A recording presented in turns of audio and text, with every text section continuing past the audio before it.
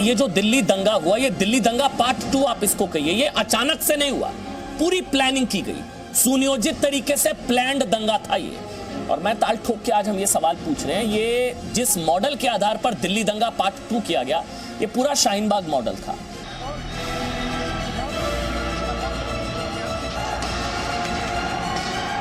छब्बीस जनवरी में जिस प्रकार से कुछ उपद्रवियों ने लाल किले के ऊपर जो हुड़दंग किया था, जो खिलवाड़ किया था हिंदुस्तान के संविधान के साथ, हिंदुस्तान के लोकतंत्र के साथ, उन हुड़दंगियों पे चार्जशीट करते हुए कहा है आज दिल्ली पुलिस ने कि दरअसल मकसद था कि किस प्रकार से प्रोटेस्ट साइट लाल किले पर शिफ्ट किया जाए।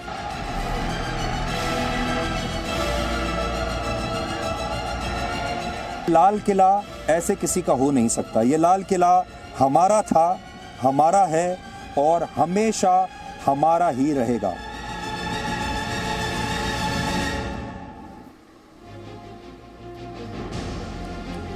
जी हां, लाल किला हमारा था, हमारा है, हमारा रहेगा। याद करिए, जी की मुहिम भी थी और जी ने हैशटैग भी चलाया था, लाल किला हमारा है। जबरदस्त उसको लेकर रिस्पांस था, लाल किला हमारा है, आपको याद होगा। लेकिन आज ताल ठोक के एक चीज कहेंगे, ना इधर ना उधर की बात, सीधे काम की बात। ताल ठोक के कहेंगे कि दरअसल आंदोलन बहाना था, देश में दंगे भड़काना था और लाल किले को कब्जाना था। जी हां, आंदोलन बहाना था, दंगे भड़काना था और लाल किले पर कब्जा जमाना था। सुनने में थोड़ा अजीब लगे, लेकिन आज ये कहते हुए हमको अजीब भी लग रहा है कि बच गया लाल किला। सुनेंगे हैरान हो जाएंगे। भारत के गणतंत्र की आन बान और शान, जिसकी प्राचीर से देश का प्रधानमंत्री स्वतंत्रता दिवस पर देश को संबोधित करता है, जहां शान से देश का तिरंगा लहराता है, उसे शाहीन बाग बनाने का प्लान था। जी हां, मतलब स्थायी धरना स्थल कब्जा करना चाहते थे दंगाई। ये जो तस्वीरें आप देख रहे हैं, दरअसल लाल किले पर कब्जा करने का प्लान था। प्रोटेस्ट साइट लाल किले पर कब्जा करना चाहते थे दंगाई। पूरी कहानी समझिए बहुत ध्यान से, याद करिए। 26 जनवरी 2021 जब दिल्ली की सड़कों पर दंगों का तांडव देखा था पूरी दुनिया ने, 400 से ज्यादा पुलिस वाले जख्मी हुए थे, हाथ पैर टूट गए थे पुलिस वालों के। पुलिस पर ट्रैक्टर चढ़ाने की कोशिश हुई थी, हिंसा, आगजनी, तोड़फोड़ सब कुछ हुआ था। और इन तस्वीरों ने तो देश को शर्मसार कर दिया था। पुलिस पर लाठियों से, डंडों से, भालों से, तलवारों से हमला हुआ था। लाल किले पर चढ़ाई हुई थी, तिरंगे की जगह कोई और धार्मिक झंडा फहराया गया था। देश का सिर शर्म से झुका दिया था इन दंगाइयों ने। सब कुछ हुआ ट्रैक्टर रैली के नाम पर, आंदोलन के नाम पर। दंगाइयों ने दिल्ली में दंगा किया और जी न्यूज शुरुआत से कह रहा था कि यह प्लान्ड दंगा था। हम शुरुआत से कह रहे थे ये प्लान्ड दंगा था, अचानक से नहीं हो गया था कि अचानक से गुस्सा आ गया और अचानक से इतने हथियार आ गए, अचानक से ट्रैक्टर चढ़ा दिया। ये प्लान्ड था, इसकी पूरी प्लानिंग की गई। जो जी न्यूज की खबर थी, आज उस पर मोहर लगाई है दिल्ली पुलिस ने, चार्जशीट दाखिल की गई है। बड़ी खबर है आज की, आपको पता होना चाहिए। लाल किला हिंसा मामले में दिल्ली पुलिस ने 30 हजारी कोर्ट में चार्जशीट दायर की है, जिसमें बताया है कि दंगाई लाल किले पर कब्जा करना चाहते थे। ये चार्जशीट में लिखा गया है। सोची समझी साजिश के तहत वहां पहुंचे थे किसान। 26 जनवरी दिल्ली की हिंसा, चार्जशीट में बड़ा खुलासा। हिंसा की साजिश नवंबर दिसंबर 2020 में रची जा चुकी थी। मकसद प्रोटेस्ट साइट बनाना था, मकसद लाल किले पर कब्जा करना था। 26 जनवरी के मौके को देश की बदनामी के लिए बहुत सोच समझकर चुना गया था। देश को, सरकार को शर्मिंदा किया जा सके अंतर्राष्ट्रीय स्तर पर। यही नहीं, लाल किले पर तिरंगे की जगह कोई और धार्मिक झंडा फहराने पर इस तरह की भी खबरें हैं कि बड़ी रकम का वादा किया गया था। नवंबर से हो रही थी प्लानिंग। यानी कि एक लाइन में अगर हम खबर को समझाएं तो लाल किले पर कब्जा करना चाहते थे दंगई। याद आता है संसद पर जो हमला हुआ था और लाल किले पर जो हमला हुआ, उसकी भी आप तुलना कर सकते हैं, उससे भी खतरनाक कह लीजिए, क्योंकि वहां पर भी लाल किले पर कब्जा करने की प्लानिंग थी। मेरे साथ संबित पात्रा, बीजेपी के राष्ट्रीय प्रवक्ता, इस वक्त मेरे साथ लाइव जुड़ चुके हैं। मेरे साथ सीनियर एडवोकेट हैं विष्णु जैन, जो बताएंगे चार्जशीट में क्या है। बहुत ध्यान से सुनिएगा। विष्णु जैन विशेष तौर पर आज हमारे साथ है, जो कि लॉयर हैं।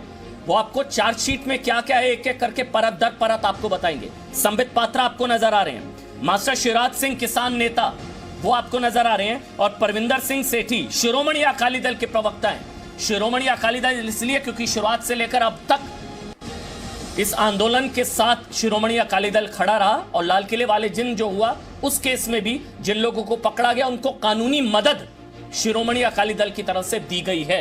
आपका भी स्वागत है कि संबित पात्रा, सबसे पहले मैं आपसे शुरू कर रहा हूं। लाल किले बच गया, लाल किले पर कब्जे की योजना थी, पूरी प्लानिंग थी, बच गया लाल किला। देखिए अमन जी, आपने बिल्कुल सही कहा, और मैंने उस दिन सुधीर जी को भी देखा था जो ऑन साइट जाके उन्होंने स्टोरी भी की थी, डीएनए में भी दिखाया गया था। देखिए, पहले तो आज मैं दिल्ली पुलिस के जवानों को सल्यूट करता हूं। आप सबने देखा था कि किस प्रकार से जो लाल किले के प्राचीर के आसपास जो गड्ढा है उसमें किस प्रकार से उनको धकेला गया, किस प्रकार से उनको जान से मारने की साजिश हुई, तलवार इत्यादि से उनके ऊपर अटैक करने की बात हुई, और कैसे 400 से अधिक पुलिसकर्मी घायल हुए। उसके बावजूद भी जिस प्रकार से उन्होंने मोर्चे को संभाला और लाल किले को एक तरह से हाथ से छूटने नहीं दिया, मैं दिल्ली पुलिस को और दिल्ली पुलिस के जवानों को सलाम करता हूं। दूसरी बात है चार्जशीट, वैसे तो विष्णु जी हैं, वो वकील हैं, जाने माने वकील हैं, और अभी चार्जशीट के विषय में बताएंगे ही, मगर आपने देखा होगा हफ्ते भर पहले भी एक न्यूज छपा था और वो भी चार्जशीट का ही हिस्सा था, और उसमें बताया गया था कि ये जो भी 26 जनवरी को जो अराजक तत्वों ने हुड़दंग किया था ये प्लान्ड था, ये कोई संयोग नहीं, ये कोई संयोग नहीं था, ये प्रयोग था, ये एक एक्सपेरिमेंट था कि किस प्रकार से भारतवर्ष को हम नीचा दिखा सकते हैं, किस प्रकार से भारत की संप्रभुता के ऊपर हम हमला कर सकते हैं। और ये ग्रेडेड प्रोसेस है। आप देखिए, शाहीन बाग बनाना, उसके बाद धीरे धीरे आगे बढ़ना, और आज के अखबारों का हेडलाइन क्या है, और विष्णु जी बताएंगे कि कहीं ना कहीं इनके अंदर एक मनसा था कि लाल किले को हथिया लेना और उसको नए प्रोटेस्ट साइट के रूप में इस्तेमाल करना, ताकि पूरे विश्व में हिंदुस्तान की छवि खराब हो जाए। और आपने जो अभी बात कही ना रकम देने की बात, देखिए वहां लाल किले में 26 जनवरी के दिन कोई और झंडा फहरा दिया जाए। आपको याद होगा खालिस्तान ने भी कॉल दिया था कनाडा के अंदर से कि आप अगर वहां पर कोई और झंडा फहरा देंगे तो हम आपको बड़ी रकम से नवाजेंगे। तो ये सब कुछ प्लान्ड था, ये सब कुछ एक साजिश थी, ये एक प्रयोग था, और मैं धन्यवाद करूंगा हमारे जाबाज सिपाहियों का जिन्होंने इसको फेल किया, किंतु जो लोग बेनकाब हुए हैं बिल्कुल उनको सलाखों के पीछे होना चाहिए। संबित, लेकिन पता है एक शिकायत आपसे ये है कि सूत्रधार तो अभी भी खुले बैठे हैं। मुझे याद है दिल्ली पुलिस की प्रेस कॉन्फ्रेंस, मुझे आज भी याद है, नाम लिया था उन लोगों ने राकेश टिकैत का भी, कई किसान नेताओं का। उन्होंने कहा था कि याद है ना, बक्कल उतार दूंगा राकेश टिकैत, घुसेंगे कोई हाथ लगाकर दिखाए, भड़काया, उकसाया। असली सूत्रधार तो अभी भी खुले बैठे हैं संबित, और आपको अभी भी ठेंगा दिखाते हैं कानून को, सिस्टम को। अभी प्रदर्शन किया 2 दिन पहले। देखिए अमन जी, मुझे तो यह भी याद है कि जिस समय ये पूरा का पूरा प्रयोग हुआ था, जिस समय ये बहुत घृणित कार्य हुआ था, उसी समय उसी दिन शाम को बल्कि ये सारे लोग आके कह रहे थे कि जो दीप सिद्धू है, जो कि मुख्य आरोपी है, जिसका हाथ इसके पीछे है, वो तो बीजेपी का आदमी है, वो तो सनी देओल का आदमी है, फलाना ढिकरा इत्यादि इत्यादि। यहाँ पर बैठे हुए हैं ऑपोजिशन के लीडर। आप पूछिए, दीप सिद्धू जब गिरफ्तार हुआ उसके बाद छाती पीट पीट के यही लोग रोने लगे, कांग्रेस के लोग, अकाली दल के लोग, कि हाय दीप सिद्धू को गिरफ्तार कर लिया, ये तो बिल्कुल फ्रीडम ऑफ एक्सप्रेशन के खिलाफ है। और इन लोगों ने ही दीप सिद्धू को वकील दिया, इन लोगों ने ही दीप सिद्धू का बेल कराया, और बेल पे बाहर लाने के बाद इन्होंने सेलिब्रेशन भी किया। तो जो लोग दीप सिद्धू के कंधे पर राकेश टिकैत पर बोलने से मना किया क्या?